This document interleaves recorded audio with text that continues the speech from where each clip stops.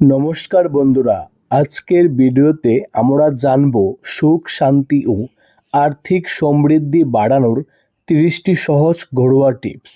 এই ছোট ছোট অভ্যাসগুলো আমাদের বাড়িতে ইতিবাচক শক্তি ও শান্তি আনতে সাহায্য করতে পারে। চলুন শুরু করা যাক।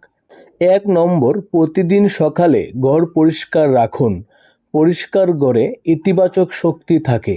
2 নম্বর, সকালে কিছু সময় দরজা জানালা খুলে রাখুন যাতে ঘরে তাজা বাতাস ঢুকতে পারে।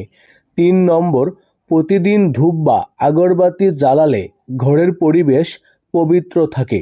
4 নম্বর, বাড়ির পূজার স্থান সবসময় পরিষ্কার পরিচ্ছন্ন রাখুন। 5 নম্বর, প্রতিদিন সকালে ভগবানকে প্রণাম করে দিনটি শুরু করুন, অবশ্যই ভালো ফল পাবেন। 6 নম্বর, বাড়ির প্রবেশদ্বারে লক্ষ্মীর পায়ের চিহ্ন লাগালে অনেকেই শুভ মনে করেন।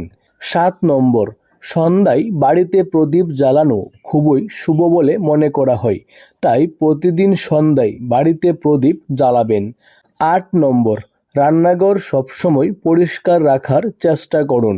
রান্নাঘর পরিষ্কার পরিচ্ছন্ন হলে সেটিও ঘরের সুখ সমৃদ্ধি বৃদ্ধি করে। 9 নম্বর, বাড়িতে ভাঙ্গা বা নষ্ট জিনিস জমিয়ে রাখবেন না। ভাঙ্গা আয়না ব্যবহার করাও ঠিক নয়।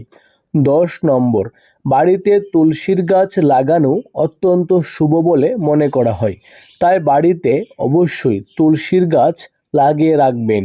11 নম্বর, পরিবারের সাথে মিষ্টি কথা বলুন এবং ঝগড়া কম করার চেষ্টা করুন, সেটিও একটি পজিটিভ দিক বলে গণ্য করা হয়। 12 নম্বর, প্রতি সপ্তাহে একদিন ঘর ভালো করে পরিষ্কার করলে ইতিবাচক শক্তি বাড়ে।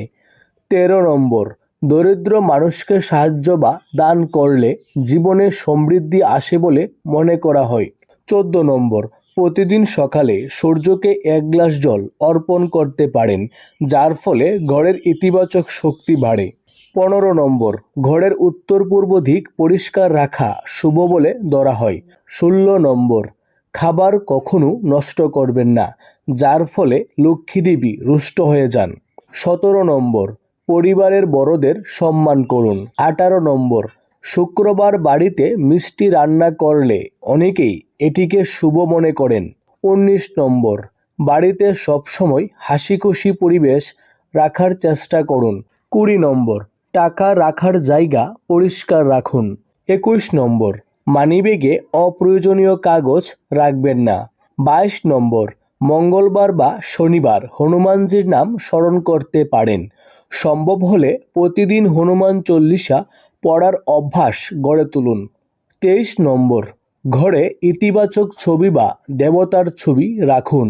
24 নম্বর, শোবার আগে মন শান্ত রাখুন। 25 নম্বর, পরিবারের সবাই একসাথে খাওয়ার চেষ্টা করুন, যার ফলে সবার মধ্যে একটি ইতিবাচক ভালোবাসা গড়ে উঠবে। 26 নম্বর, নেগেটিভ কথা বা গালাগালি এড়িয়ে চলুন। 27 নম্বর, দরজার সামনে আবর্জনা জমতে দেবেন না।